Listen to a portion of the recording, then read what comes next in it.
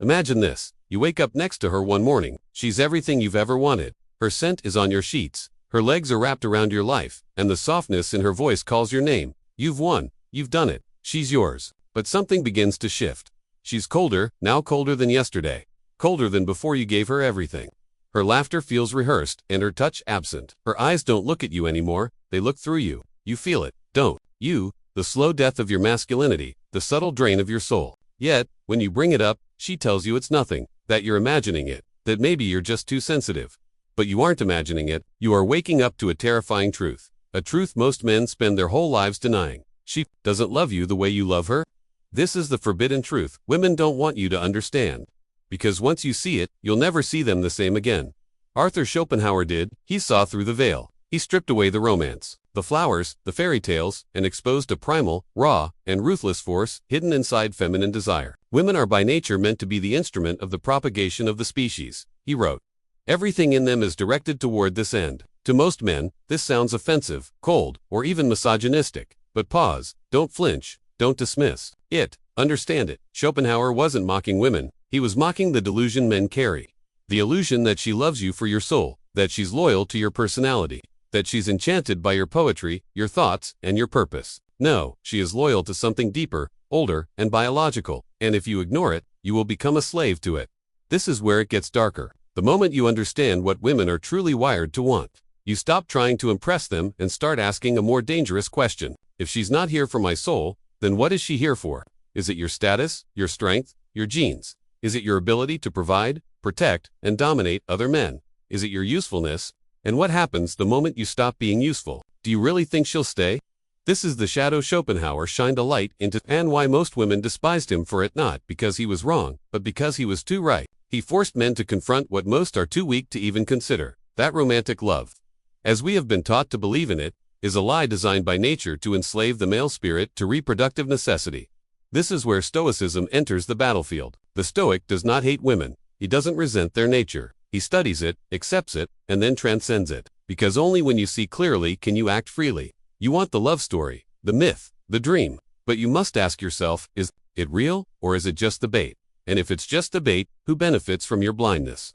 Who profits from you giving her everything while she gives just enough to keep you addicted? Schopenhauer wanted you to wake up not to hate, not to dominate, but to finally see the truth behind the mask. And the most terrifying part, the mask is so beautiful, you'd rather stay blind. The hidden problem, and its psychological, philosophical roots. Why do so many men refuse to see it? Why do they double down on the delusion, even as their hearts are breaking and their dignity is dissolving? Because the lie is comforting, and the truth is devastating. You were raised to believe that love is sacred, that women are naturally nurturing, selfless, tender beings who want to connect deeply with a man's soul. You were told that if you are kind, vulnerable, and emotionally present, you will be chosen, that if you give her your heart, she will protect it like something holy.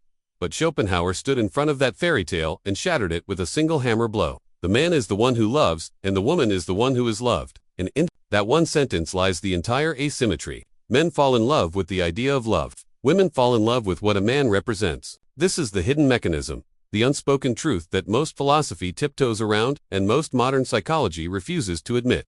Her attraction to you is not about your essence. It is about your utility to her future. Schopenhauer believed that. Women are not moral creatures in the same sense. Men are not because they are evil, but because their biology doesn't reward truth. It rewards strategy. He called it nature's cunning, a built-in system that makes women act with short-term sweetness to achieve long-term survival. This isn't a condemnation, it's clarity. Because once you strip away your projections, poetry, the fantasies, the Hollywood hypnosis, you begin to see her as she is. Not cruel, not angelic, but pragmatic. She selects, she seduces, she attaches only to what can secure her position. Her emotions aren't fixed. They are fluid, adapting to status, social proof, and male power. And her loyalty, it lasts exactly as long as your value does.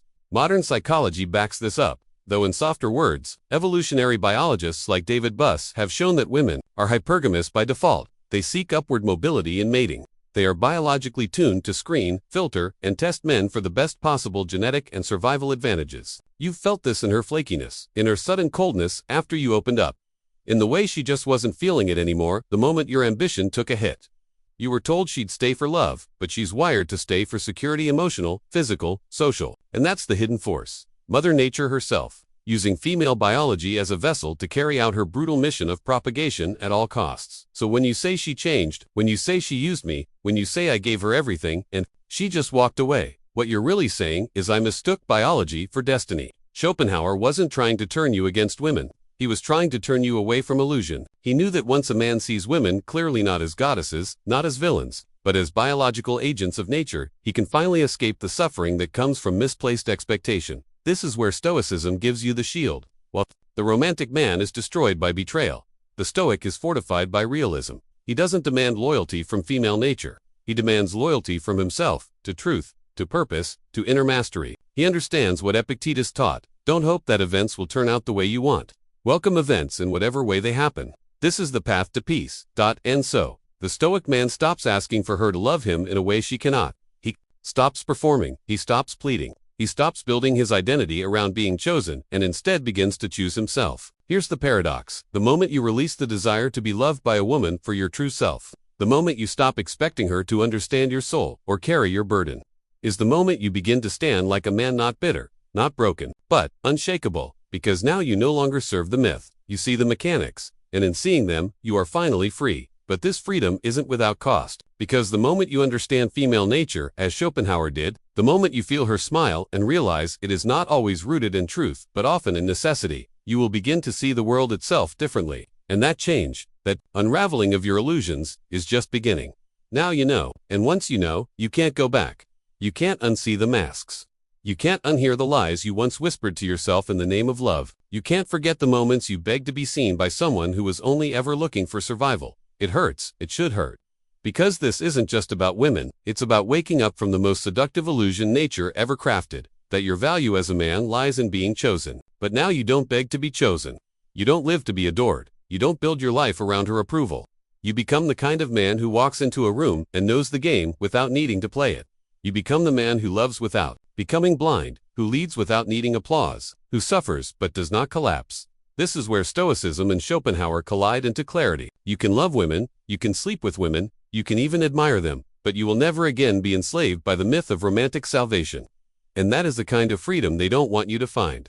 Because a man who no longer needs a woman's approval is a man the system can't manipulate, a man no woman can control, a man who lives by truth, not temptation. So, here's your call to arms. Stop chasing her smile. Start mastering your mind. Let the pain you feel right now reforge you into something colder, cleaner, sharper. If this video made your chest ache, if something inside you feels broken but also alive for the first time, leave a comment below with the words, "I see now." Not for validation, but as a signal to yourself that your days of begging, chasing, and pretending are over. Subscribe to this channel if you're ready to strip away every illusion modern life sells you, because this isn't about hating women. It's about seeing clearly and choosing power over fantasy. Women won't want you to find this truth, but once you do, they'll never forget.